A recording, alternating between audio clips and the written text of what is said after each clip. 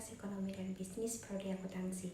Baiklah, di sini saya akan membuat video yang dimana bertujuan untuk memenuhi ujian tengah semester mata kuliah Hukum Bisnis dan Regulasi. Apa itu hukum menurut saudara?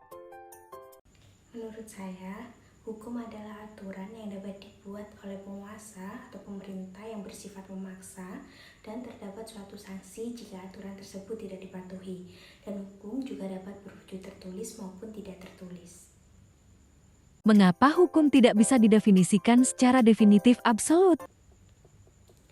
Pada dasarnya, hukum tidak dapat tertangkap oleh panca indera yang kita miliki. Hukum juga tidak tertuju pada individu tertentu, sehingga sulit untuk memberikan definisi yang puas pada umum, dan hukum memiliki arti yang sangat luas dalam kehidupan.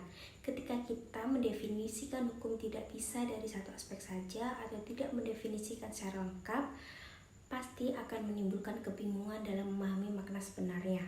Maka dari itu, dalam mendefinisikan hukum tidak bisa secara definitif karena mengingat arti dan cakupan hukum begitu luas dalam kehidupan. Apa fungsi hukum dalam bidang ekonomi dan atau bisnis?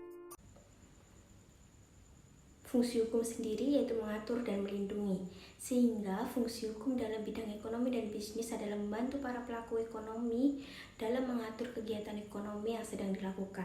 Mengatur di sini berarti dengan adanya hukum, setiap perilaku pelaku ekonomi harus sesuai dengan aturan hukum yang sudah ditetapkan agar terciptanya keadilan dan keamanan.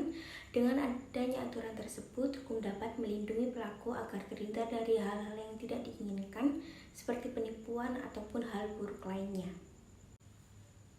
Demikian dari saya, mohon maaf apabila ada kesalahan yang saya sengaja maupun tidak sengaja. Wassalamualaikum warahmatullahi wabarakatuh.